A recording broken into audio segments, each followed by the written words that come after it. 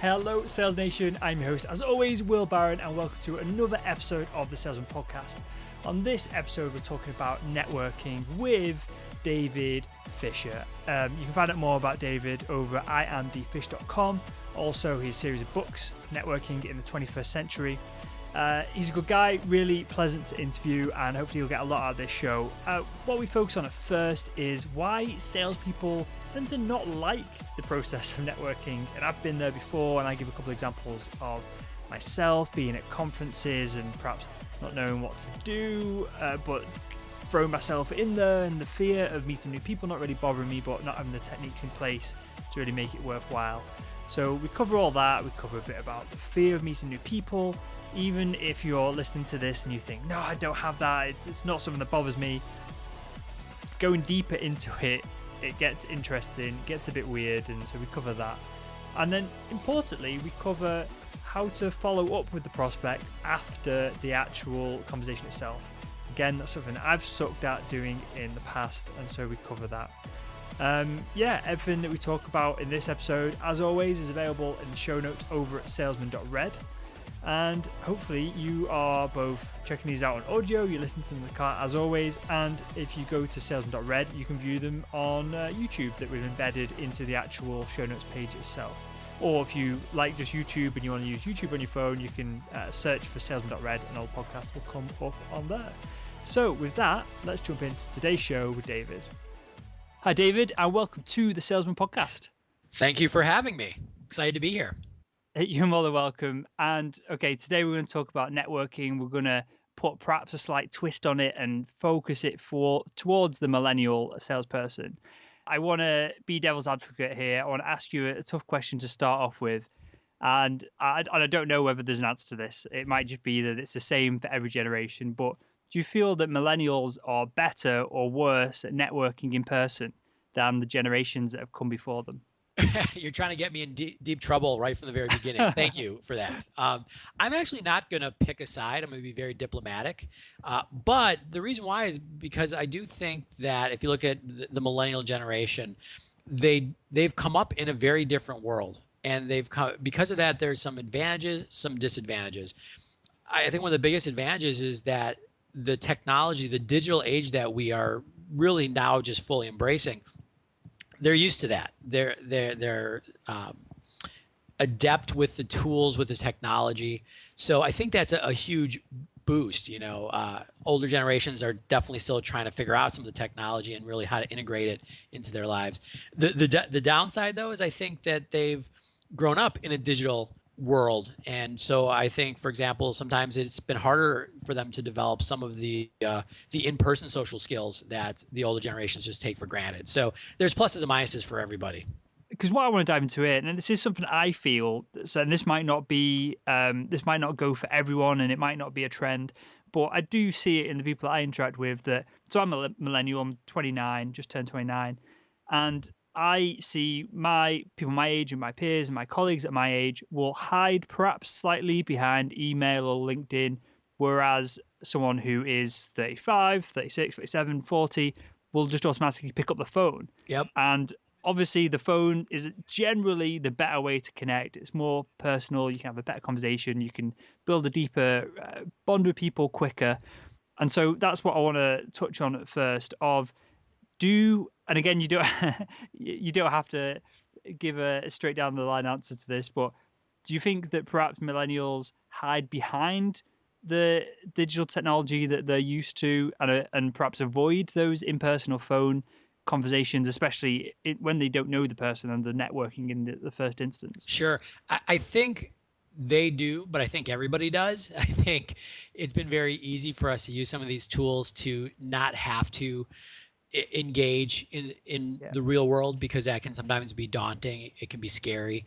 I do think that the younger a person is, the more comfortable they are hiding, I guess you can say, behind some of the technology, and let's be straightforward, technology, like email as an example, can be really, really powerful and very useful.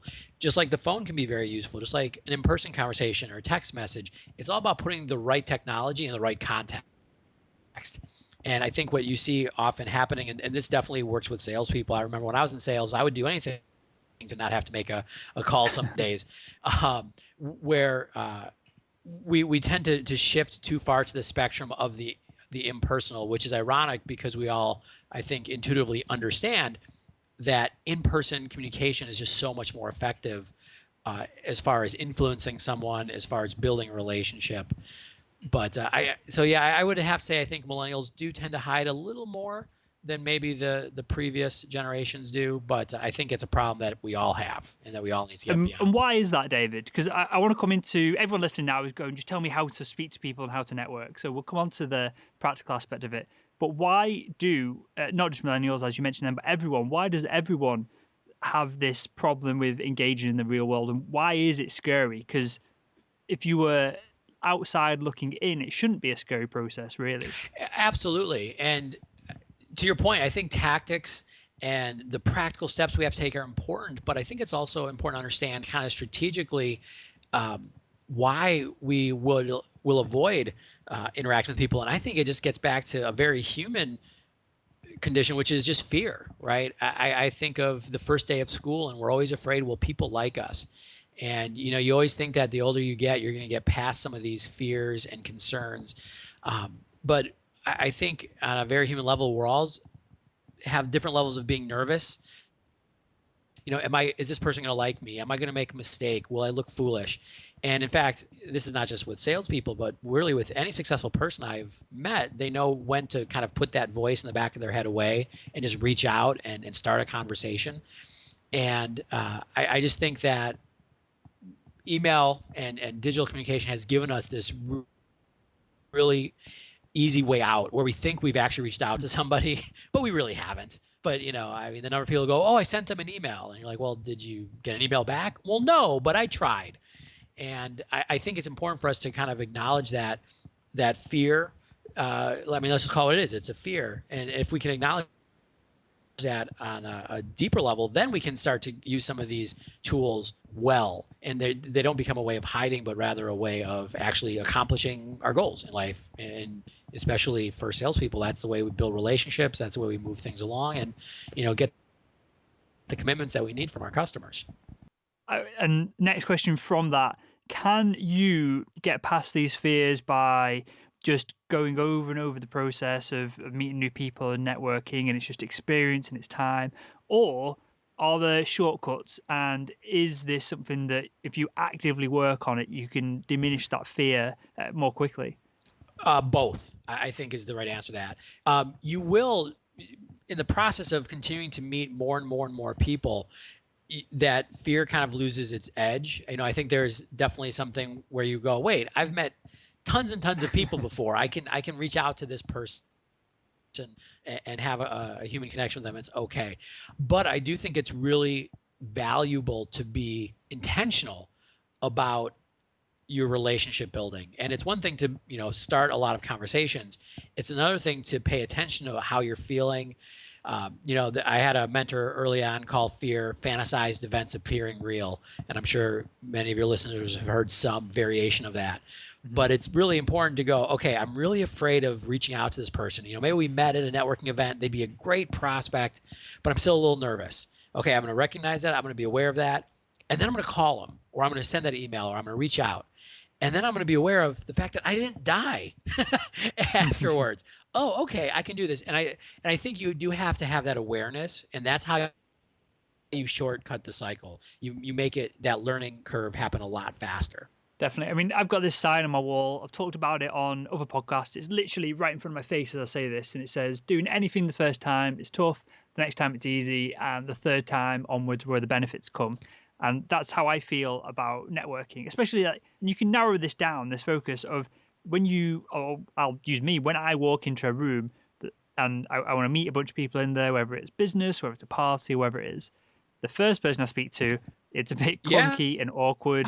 And then by the time you're on to the second or third person, or other people have introduced you and you're mingling, then you're kind of in a flow and it all just works perfectly. Absolutely. When I tell people that I write about and I speak about networking, they think that I'm this networking machine and I love it. And I do enjoy it, but I've been doing this for years and years. And I walk into that room when I don't know anybody. I don't think to myself, this is awesome. I still get the same, flutters in my stomach, and I'm a little nervous. But my goal always is to start that first conversation, because you're right. Once you have that first conversation, the next one's a little easier, and the next one's a little easier, and then I go to the next event, and I go, wait, I can do this. It's a little easier. And I think that is a big key, is just doing it. Sometimes we can't wait for our body and our heart to be in alignment and think it's a great idea. You just have to jump in and realize the water's fine. And I think that's a big part of it. Okay, let's focus on that first conversation then. Is it a case, you mentioned it before, of just quieting that voice in your head and just walking up to whoever and just saying hi, having a bit of small talk, and then that's first conversation ticked? Or is there a set of steps, and perhaps even just saying hi isn't the best way of introducing yourself to someone? I don't know. Is there what's the very first step of that very first conversation? What's the thing that you should walk into a room and just do instantly, and then you can work your way up from there? Great question. So I think the moment you walk into a room, the first thing to do is to breathe, right? Remember to breathe. Smile, just to yourself, if not to anybody else. But to have a good presence in the room, I think, is important. And whatever this room is, it could be a networking event, it could be a party, it could be a conference you're attending. But how do you start conversations? I mean, there's great books and articles on this, but I think what you said is exactly right. You go up to somebody and say, hi. I always introduce myself, because there's some reciprocity there. If I say, hi, my name's David, everybody calls me D Fish. The person's normally going to go, oh, hi, my name's Will. And what's funny is you've started a conversation, right? I mean, that you now have a relationship. There's not a lot to it, but that's it. And then what I always do myself, and I teach to people, I talk about in the book, is I just start asking questions. I think one of the biggest things that I've learned in my life and career is that I don't have to be fascinating to other people because they don't care. Right? I mean, it's taken from a book you've probably read, How to Win Friends and Influence People, right? The big Dale Carnegie book. But one line that always stuck with me is, you can make more friends in 2 months being interested in other people than you can in 2 years trying to get other people interested in you. And so I really take that and I go, well, okay, so if I introduce somebody and say, hi, my name's David, nice to meet you, and they introduce themselves, it could be as simple as asking, how are you enjoying the event so far, right? And they start talking, or, where are you from? What brings you here tonight? Or, if you're at a party, how do you know the host? And then they answer the question. The trick, I think, after that then is not to respond with a statement, but rather to ask another question, right? Because human beings we're wired to hear an answer and then to give our own 2 cents, right? You ask somebody, hey, where are you from? They say, London, and I go, oh, okay, cool, I'm from Chicago. Mm-hmm. And then we're done. The conversation goes nowhere. Right? But if I say, hey, where are you from? And they go, oh, I'm from New York. And I go, oh, that's cool. Which part of New York do you live in? What do you like about there? Blah, blah, blah, blah. All of a sudden you keep start down this road with questions. I actually call the topic in the book is the next question. You just keep asking questions, and all of a sudden you know a ton about them. They think you're awesome because we all want people to listen to us, right? Think about why social media is so prevalent in our society, and definitely if you want to talk about the millennial networker, social media is so powerful because we all put stuff out there and we want to be validated. We want people to actually take an interest in us. So just do that in the real world. Take an interest in other people, and then it's 10 minutes later you've had this full conversation. They think you're wonderful. You know about them. And then you can, take it where you want to go. You can say, hey, it was great meeting you. I'm going to, give you a chance to meet other people. Hey, I'd love to follow up with you. Maybe have a conversation, one-on-one down the road. I'll send you a connection. Let's connect on LinkedIn.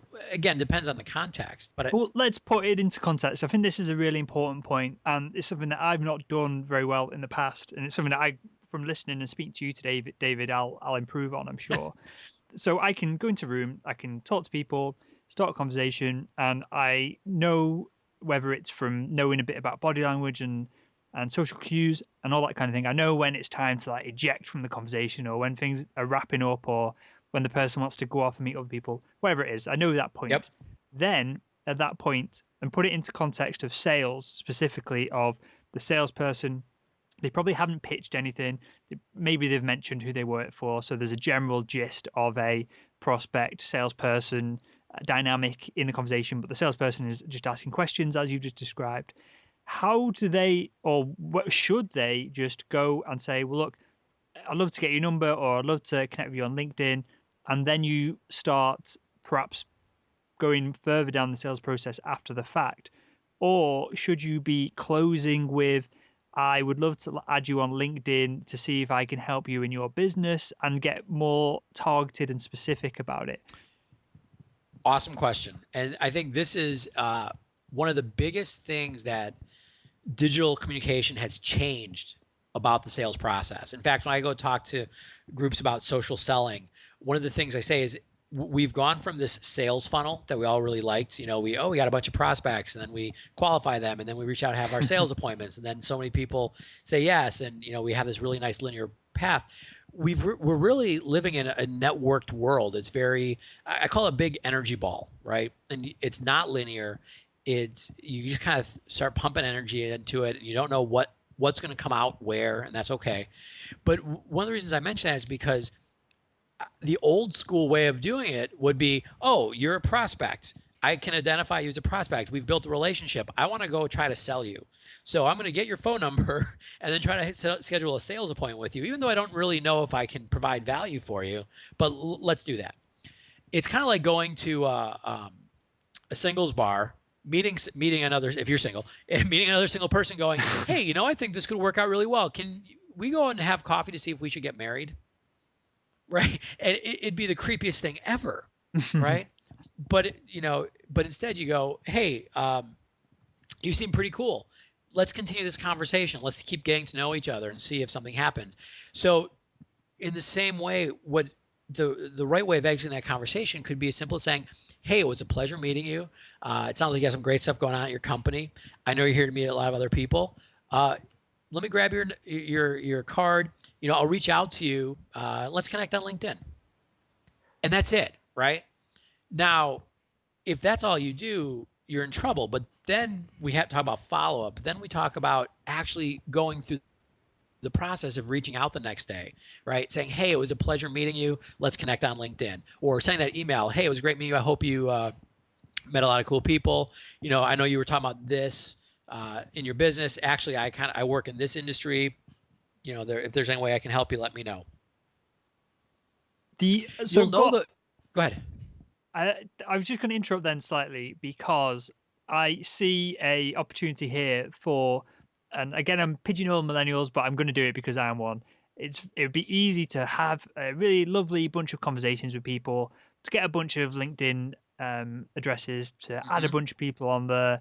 And I understand that it's non-linear. The sales process is all about adding value and all the other cliched things. Right. But it's then becomes very easy to hide behind the follow-up. And so I'm in two minds. There's the more aggressive sales side of me says, well, if I genuinely believe that I've got a value to add to someone, I should not chase them, that's the wrong word, but I should be on top of the conversation. I should be explaining why I can add value, why I can help them, save them money or make their life better in some way, or whatever it is. And I've got the other side of it that's going, well, maybe you shouldn't be like that, and you should just do what the customer wants and go at their pace. And so I'm a bit conflicted here in the idea of just following up with them, because there's no control over it. Right.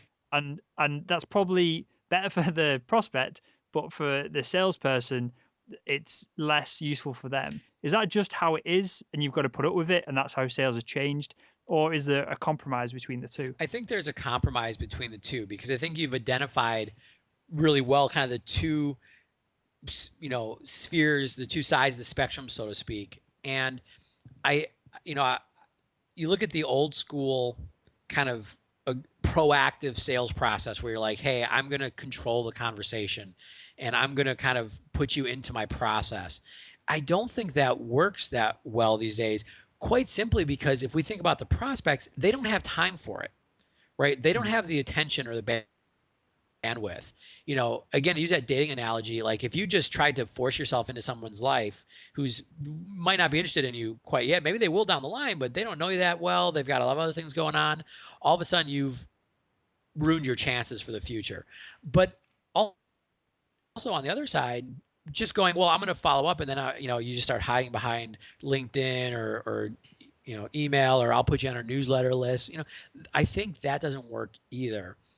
The thing that I think works really well is to take that very linear process that we think of as in the sales world and actually put it kind of under the hood, so to speak. So if I've reached out to somebody the day after I met them at a networking event, and let's say I go, wow, this person's probably a really good prospect. I think that I can help them. I think that, the cues they gave me were not necessarily buying cues, but there's a connection there.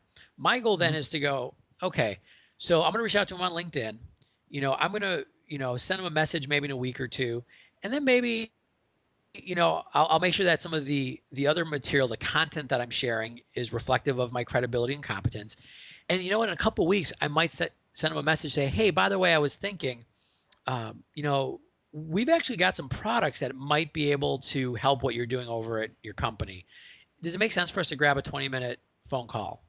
Or there's some people who maybe just hit it off with really well. You go, you know what? I'd love to get together with you for 20 minutes or 30 minutes over a cup of coffee sometime, right? I'm not, hey, can I come sell you? But hey, let's get to know each other. And I'm going to, at during that conversation, continue to ask them questions. Human nature means they're going to start being reciprocal and asking them, they're going to ask questions of me. But I have to build that relationship, right? We talk the value building, right? One of the best cliches in sales right now. You got to build value for people. Well, what is really building value for somebody? It's solving their problems, right? And the only way you can do that is if you know what their problems are, you know what their pain points are, what they're trying to accomplish in their careers and in their lives. And you then can say, hey, I think I've got a way for you to solve that issue. The only way you do that is through relationship building. And it's not just building relationships, hey, I want to be friends, but it's, I want you, as the old sales adage goes, to have know, like, and trust. I want you to know who I am. I want to know who you are. I want us to be able to like each other. I want to be able to have there be some trust between us, because then you're going to listen to my solution. And in this world of so much information, until you've built those three things, nobody's going to listen to you, right? That's I don't know if I'm making the issue better or worse, but I think that's the compromise. I think that, yeah, you're right. And compromise is the correct word. In that there isn't an answer to the question, which is why I asked it, to get your insights on it, David. And you did say something that really piqued my interest then.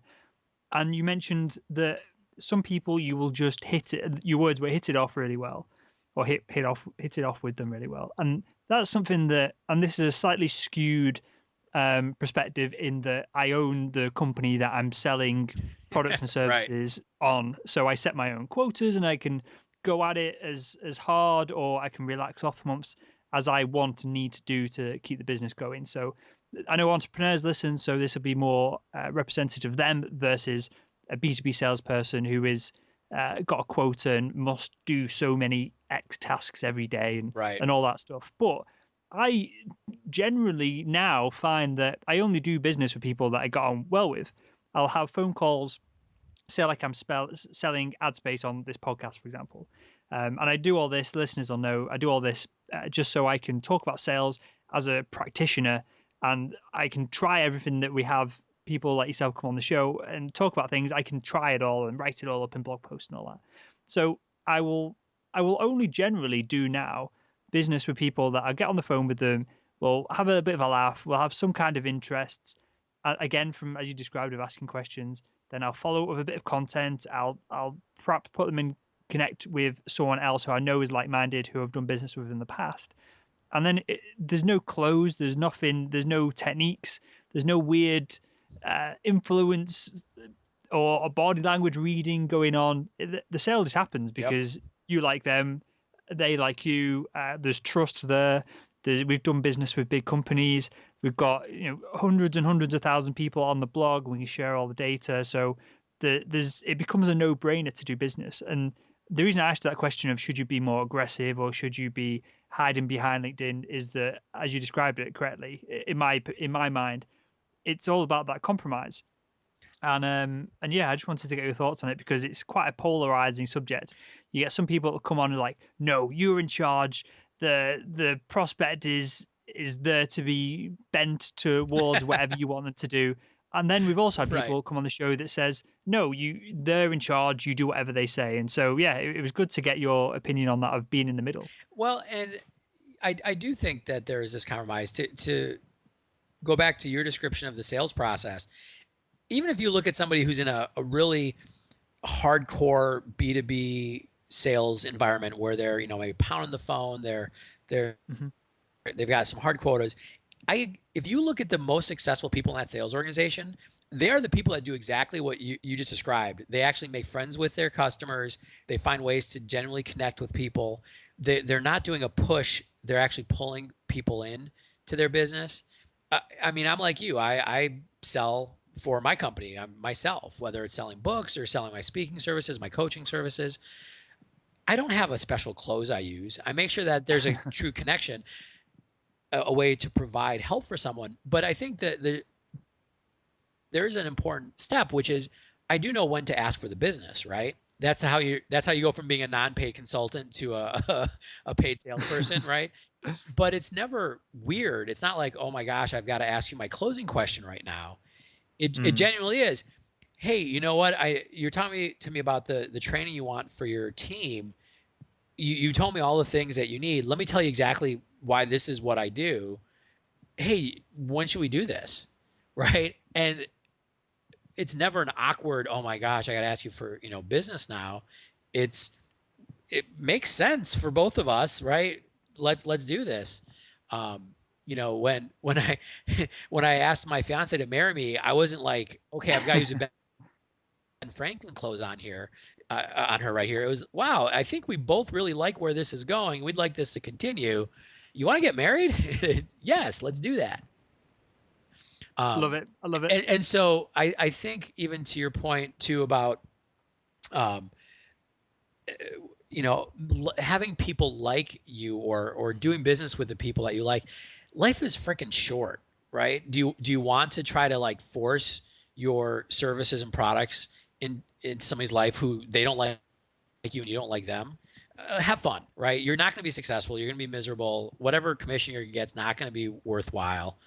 Like, find people that you genuinely enjoy and can have that connection with, and you're going to do fine. I mean, that's maybe my Pollyanna approach to life, but it's worked for me so far. Brilliant, brilliant. David, just because I could chat to you about this all day, mate, but I want to wrap up this part of the show. Absolutely. I've got a couple of questions that I ask everyone that comes on. The first one, and we've kind of touched on this so far in the podcast so far, and that is, how do you see the role of a salesperson changing over the next 5 years? Right. We could talk another couple hours just on that. I do think that there's an evolution in the sales role, and I think you're going to see, to the point of who has the control, the customer or the salesperson.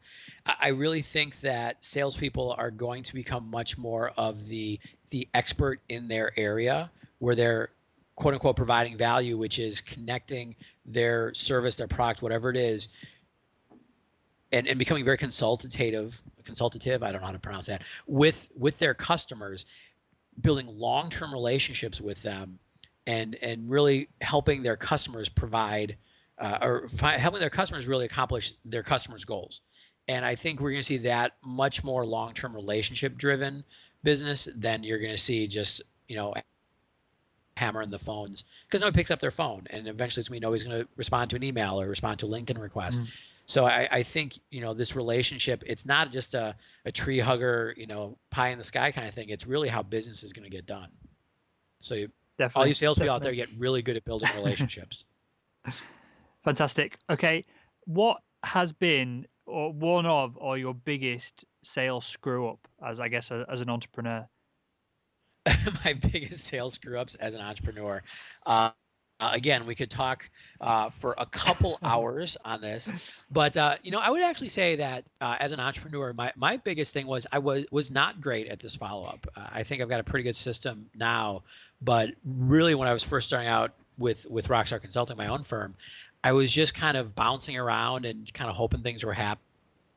I didn't have a process. And when I really kind of just got serious and realized that having a process for relationships didn't actually make those relationships inauthentic, but rather made them more authentic and made sure I was following up with people.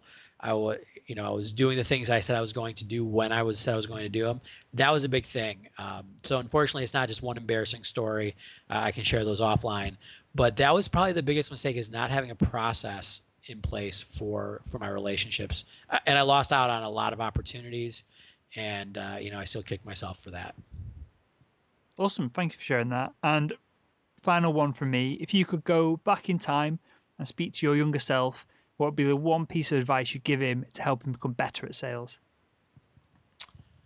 Relax. I think of, I a little older than you. I turned 40 next year, and I think about me in my 20s, and I was just so intense.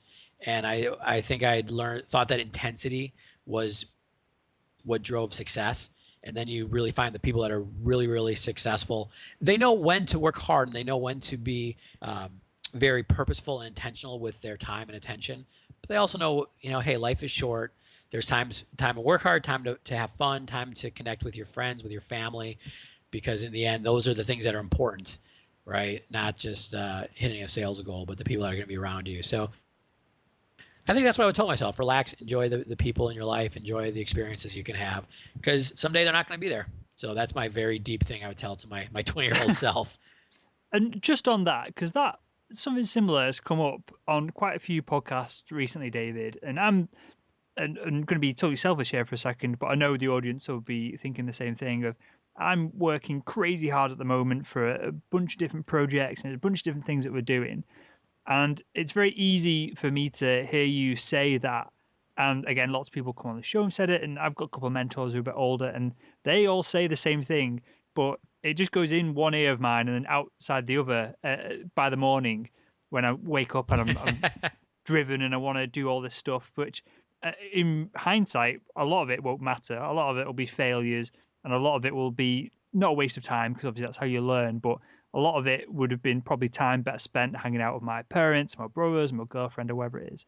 Is there any hacks to this, or is it something that you just learn over time? This may sound like a strange hack, but I for years I've studied Zen Buddhism, and I meditate every morning. And I will say this: if it's hard as heck, if you're a very driven, ambitious person, to start the habit of just being quiet in your own brain. But that's been that 20 minutes in the morning for me has opened up a ton of space and energy, because you kind of, by the way, you said failures aren't bad things. Some of my most powerful experiences in my life have been failures, but it lets me know, it gives me the space to decide what I really do want to do with the time that I have here. And sometimes it's not worrying about why I lost that sale, or, worrying about, can I get to 103 or 107% of quota for the year? And I go, wow, you know what? Maybe this other aspect of my life needs some time and attention, whether it's my family, whether it's my friends, whether it's my own health, whether it's, maybe a nonprofit or another human being who I can serve, in a non-business way. But that was my hack. Is actually taking a little quiet time every day. So not a spreadsheet or anything like that, but that's my approach. Amazing. Look, I meditate. We talked about it on the show before. I'm a huge fan of it, and there's no prompt there for the listeners. We hadn't discussed that before, so it's awesome that you come up with that insight. And with that, David, I want you to tell us a little bit about. Well, you've got a series of books, but specifically about networking in the 21st century and the millennial specific one. Yeah, so there is a series. It's called the Networking in the 21st Century series. We've actually had 5 of them come out this year. There's the first book, the main one that came out back in January, and my goal is to create kind of the chicken soup for the soul about networking, and we have one specifically for millennials, which you mentioned, for using LinkedIn, for networking within your company, and for solopreneurs. But it goes through not only the tactics, because I think tactics are important, so it really kind of spells out what to say, how to follow up, all those kind of good things, but also looks at this strategically, and also some of the challenges. I think there's some real reasons why we struggle at networking, and when we can become aware of those challenges, challenges, it gives us the opportunity to get past them. So definitely check them out. There's this website, you might have it near you, called Amazon. I think it's getting some traction, but you can find them all right there. Networking in the 21st century. Fantastic. And I know you do speaking. It's going to be a focus for you in 2016. Where can the audience, because we've got a lot of sales managers and sales directors that listen as well, where can they find out more about you and your speaking? Yeah, the best place is through my website, imdfish.com. That's IAMDFISH.com. It has tons of information about my speaking, my trainings. Do a lot of workshops on selling, social selling, using networking in the sales process. But I also write lots of articles. I try to get 1 or 2 up every week that are on all these topics, whether it's relationship building, networking, personal and professional development, sales, all that kind of good stuff. But would love to have people stop by, see if they can get some value there. Awesome stuff. With that, David, I want to thank you again for your time today, and I want to thank you for joining us on the Salesman Podcast. Thank you for having me. And there we have it. I just want to thank David again for coming on the show. Really appreciate it, mate. David has also done a bunch of lessons on networking for the Sales School, so you can check out saleschool.org to learn more about them if you like this episode. And with that, I just want to say thanks again for listening. Make sure if there's any of the books or anything we talk about you want to learn more about, you can check that out over the show notes at salesman.red. And with that, I will speak to you again tomorrow.